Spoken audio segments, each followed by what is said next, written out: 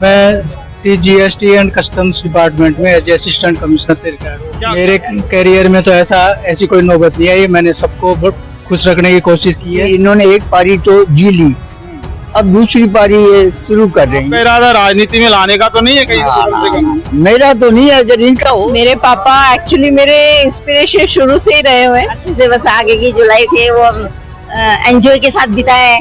ग्वालियर के च्यवनदेसी गार्डन में अभी मैं खड़ा हूँ और यहाँ पर एक फंक्शन चल रहा है। थोड़ा सा दिखाओ, ये फंक्शन यहाँ पर चल रहा है। कुछ लोग हैं, कुछ लोग खाना खा रहे हैं, कुछ महिलाएं, बच्चे, सारे लोग हैं।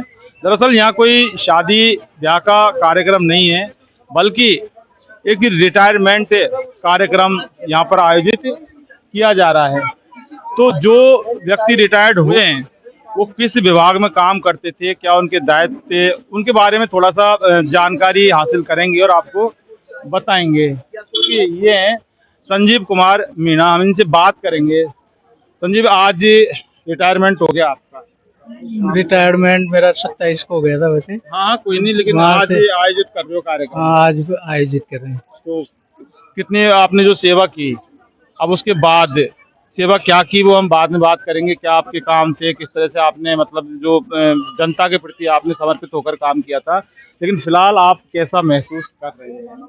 अभी मैं काफ़ी रिलैक्स फील कर रहा हूँ, और क्योंकि अभी मैं तो मुझे कोई बंधनों से बंधा हुआ नहीं रहा। इधर हो जाओ, इधर आ जाओ भैया। हाँ, बंधन बंधन मतलब कि भाई टाइमिंग्स का कुछ नहीं है, कि डिसिप्लिन या हाँ, जो मतलब लेकिन एक ही प्रॉब्लम आपके साथ आएगी कि आप पहले जब नौकरी के अंदर थे तो तय समय पर जाना, उसके बाद आना, लेकिन अब भी जो आपका जो पूरा जो 24 घंटे का टाइम है, ये किस तरह से मैनेज करोगे आप? ये मैनेज करने के लिए मैं सोचता हूँ कि भाई गांव के अंदर रह के और कुछ अच्छे सोशल या जो वंचित हैं या जो है ना, उनको उनमें मतलब शिक्षा के प्रति जागरूकता है, वो सब करना चाहता हूँ। अच्छा, कौन से डिपार्टमेंट में थे आप?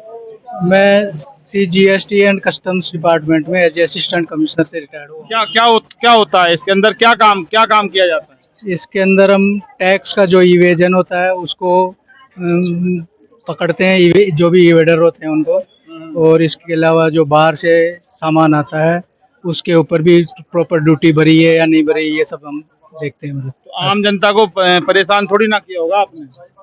ऐसा मेरे जीवन में तो कभी ऐसा मौका नहीं आया। आजकल देखा जाता है कि सरकारी डिपार्टमेंटों में जनता की बहुत सारी शिकायतें होती हैं, जनता परेशान होती है, तो इसलिए मैं ये सवाल आपसे कर रहा हूँ। मेरे करियर में तो ऐसी कोई नौबत नहीं आई। मैंने सबको बहुत खुश रखने की कोशिश की है, और कोई भी ट्रेड या जो भी टैक्स पेयर बोलते हैं हमारे यहाँ पर, उनको कभी भी मैंने हैरान या परेशान नहीं किया, और मेरे से सब संतुष्ट होके गए हैं। कहाँ पर रहते हैं आप, आपका निवास कहाँ पर है? मैं अभी तो यहाँ जयपुर में जगतपुरा में रहता हूँ। मेरा गांव दंताड़ा मीणा है, और वैसे मैं ज़्यादातर नौकरी गुजरात में की है। परिवार में कौन कौन है आपके? मैं बुलाओ ना एक बार, उन परिवार वालों से बात हो जाएगी इस बहाने।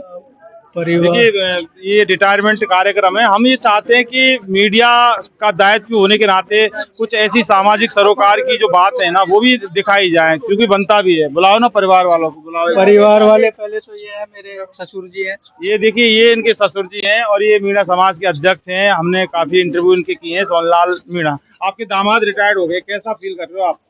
मैं तो बहुत अच्छा फील कर रहा हूँ, क्योंकि इन्होंने एक पारी तो जी ली, अब दूसरी पारी ये शुरू कर रहे हैं।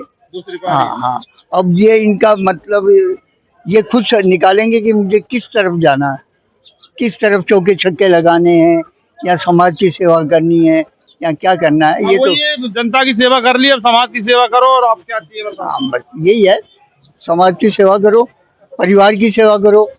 जो कहीं आपका इरादा राजनीति में लाने का तो नहीं है कहीं कम से कम? मेरा तो नहीं है, अगर इनका हो तो मैं। आप नेता हैं, अध्यक्ष हैं, तो हो सकता है कि अपने दामाद को भी आप राजनीति के अंदर ये आ गई, ये बड़ी बिटिया आ गई। अच्छा, ये आपकी, ये मेरी बड़ी बिटिया है। अच्छा, ये देखिए, ये इनकी बड़ी बिटिया है। क्या नाम है आपका? शानू खोड़ा। कैसा लग रहा है आपको? बहुत इमोशनल फील हो रहा है। इधर ये कोई इधर है।